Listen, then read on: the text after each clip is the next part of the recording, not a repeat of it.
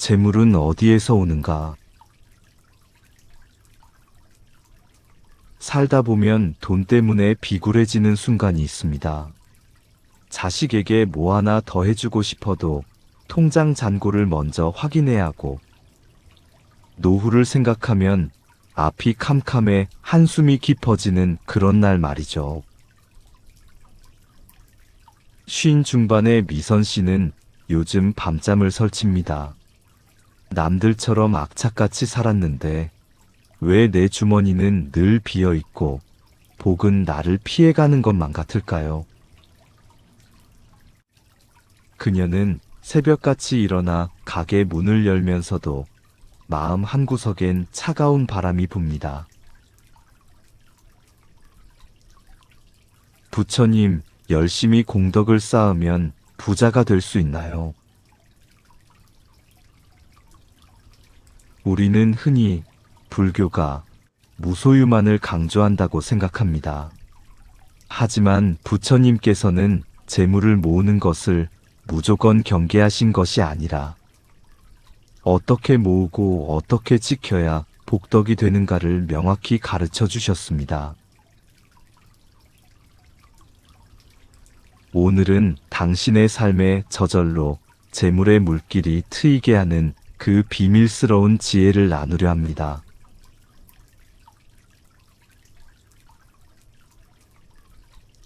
인색함은 복을 막는 담장이다. 우선 재물이 들어오지 않는 이유를 살펴봐야 합니다. 웅덩이가 깊어야 물이 고이듯 복도, 담을 그릇이 준비되어야 고이는 법입니다. 원효대사께서는 일찍이 말씀하셨습니다. 모든 것은 마음이 지어내는 것이니 인색한 마음으로 부자가 되길 바라는 것은 모래로 밥을 짓는 것과 같다.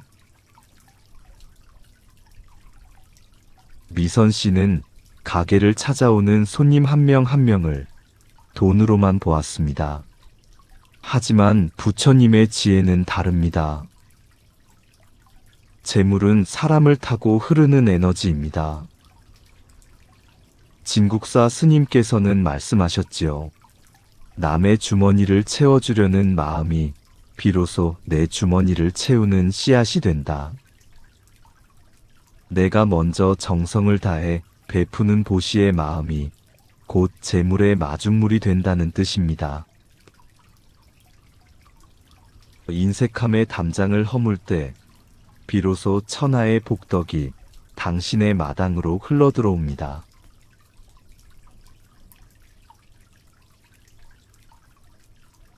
재물을 모으는 것보다 중요한 것은 그것을 지키는 힘입니다.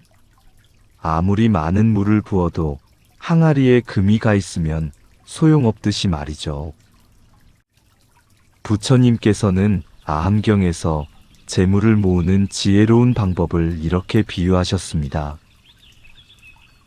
꿀벌이 꽃의 향기를 해치지 않고 꿀만을 따 모으듯 재물을 모을 때도 남에게 해를 끼치지 말아야 한다. 남을 속이거나 눈물 흘리게 해서 얻은 재물은 불타는 집에 둔 보물과 같습니다.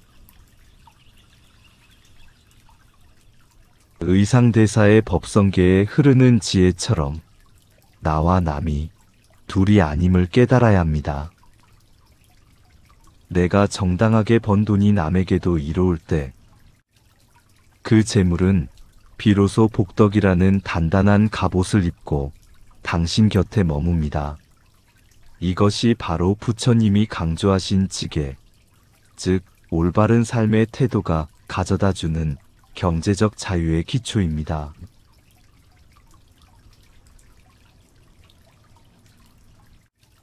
부처님, 그렇다면 이미 내 손에 들어온 소중한 재물을 어떻게 다스려야 평생 마르지 않는 복의 우물이 될 수 있습니까? 미선 씨의 이 간절한 질문에 부처님께서는 아함경을 통해 아주 명쾌하고도 현대적인 경제 지침을 일러주셨습니다. 그것이 바로 재물을 4조각으로 나누어 흐르게 하는 재물사분법입니다. 첫 번째 조각은 나와 가족의 현재를 위해 정갈하게 사용하는 것입니다. 지금 내 곁에 있는 인연들이 품위 있게 살아갈 수 있도록 돌보는 것은 수행자의 기본입니다. 보조국사 진울스님께서는 자신을 돌보지 못하는 자는 남도 돌볼 수 없다고 하셨지요.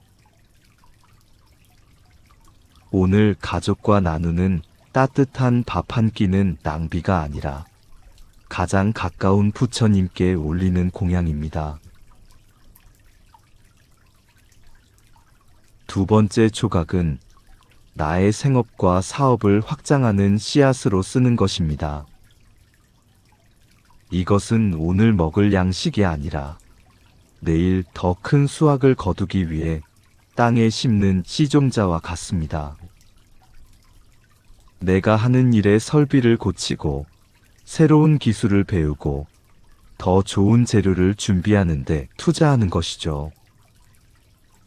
의상대사의 가르침처럼 하나의 씨앗 속에 1000만 개의 열매가 들어있음을 믿고 내 일의 토양을 비옥하게 만드는데 아낌없이 쓰라는 뜻입니다. 세 번째 조각은 삶의 터전을 단단히 굳히는 기반으로 삼는 것입니다. 두 번째 조각이 공격적인 성장이라면 세 번째 조각은 수비적인 안정입니다.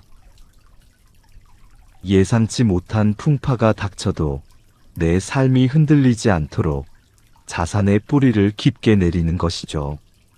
이것은 단순히 돈을 쌓아두는 욕심이 아니라 서산대사께서 말씀하신 흔들리지 않는 부동심을 재물로 실천하는 과정입니다.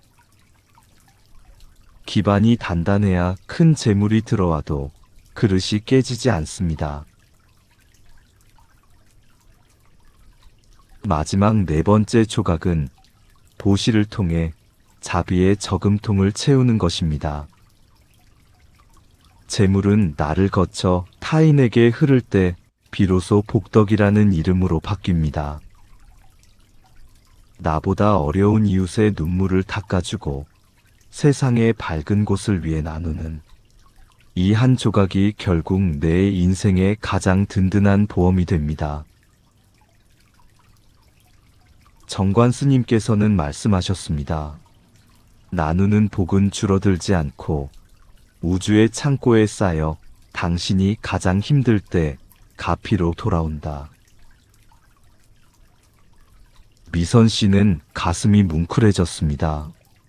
그동안 돈이 생기면 불안해서 꽉 쥐고만 있거나 혹은 보상 심리로 한꺼번에 써버리곤 했으니까요.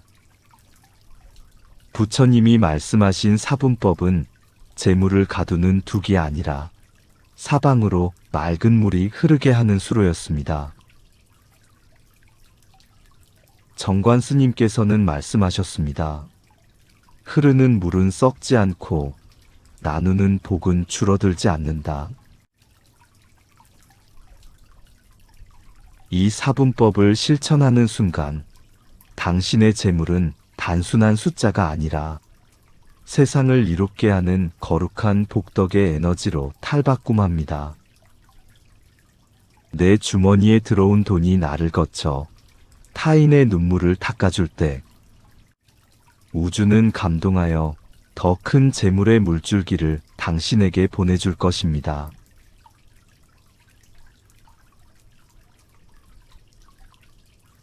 재물을 모으고 나누는 법을 알았다면 이제 가장 중요한 마지막 열쇠를 쥐어야 합니다. 바로 금강경에서 부처님이 거듭 강조하신 무상보시의 지혜입니다. 부처님께서는 수보리에게 이렇게 물으셨습니다. 만약 어떤 사람이 삼천대천 세계를 가득 채울 만큼의 칠보를 아낌없이 베푼다면 그 복덕이 얼마나 크겠느냐? 수보리는 대답했습니다. 세존이시여, 그 복덕은 실로 어마어마하여 헤아릴 수조차 없습니다. 하지만 부처님께서는 여기서 놀라운 반전을 말씀하십니다. 만약 어떤 사람이 그 모든 보석을 바치는 대신 이 경전의 4구절만이라도 마음속에 새기고 남을 위해 설해준다면 그 복덕이 앞서 말한 모든 보석을 바친 것보다 훨씬 더 크니라. 미선 씨는 이 대목에서 망치로 머리를 맞은 듯한 기분이 들었습니다. 내가 가진 것이 없어서 보시를 못한다는 생각 자체가 커다란 착각이었음을 깨달은 것이죠. 머무는 바 없이 그 마음을 내라. 부처님이 말씀하신 진정한 부자의 비밀은 여기에 있습니다. 내가 누군가에게 베풀었다는 생각, 내가 이만큼 줬으니 이만큼 돌아오겠지 하는 계산. 그런 상을 다 내려놓고 행하는 보시야말로 우주를 채우는 무한한 복덕의 근원이 됩니다. 법정스님께서는 말씀하셨습니다. 내가 준다는 생각마저 버릴 때 비로소 준 것과 받는 것의 구분이 사라지고 온 우주가 너의 창고가 된다. 계산하는 마음으로 베풀면 그 복은 딱 그 계산만큼만 돌아오지만 대가를 바라지 않는 순수한 자비는 마치 끝이 없는 바다와 같아서 당신의 삶을 평생 마르지 않는 풍요로 채우게 됩니다. 이것이 바로 금강경이 일러주는 재물의 기적입니다.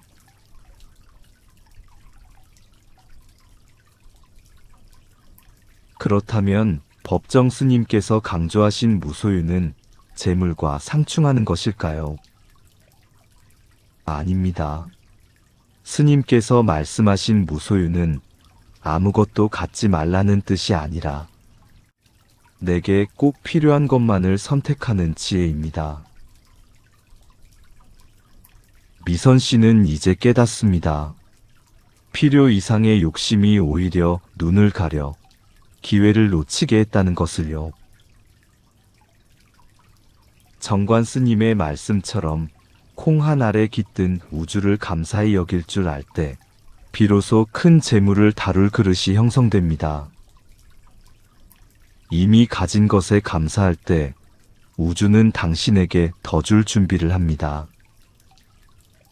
이것은 부처님이 설파하신 인연법의 핵심입니다. 감사는 복을 끌어당기는 자석이고 불평은 들어온 복마저 쫓아내는 칼바람입니다.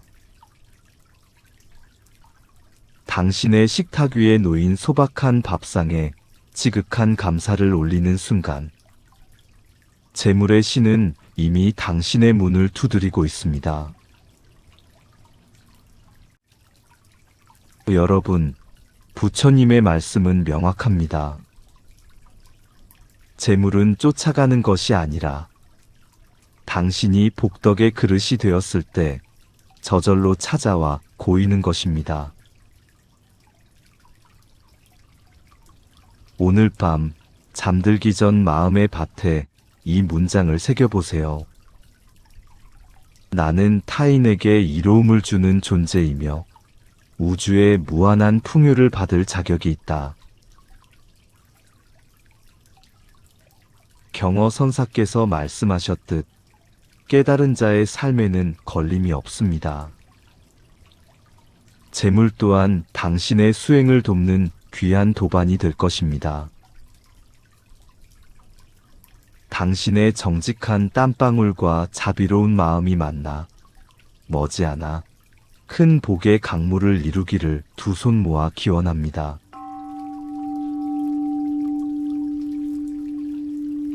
당신의 삶이 곧 기적입니다.